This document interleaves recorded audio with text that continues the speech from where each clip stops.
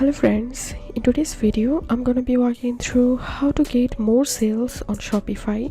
But before getting started this video, make sure to subscribe. How to 1 minute tips for increasing sales and conversions in your Shopify store. So first tips is develop email marketing campaigns that convert. Second tips is utilize SMS and push notifications for better engagement.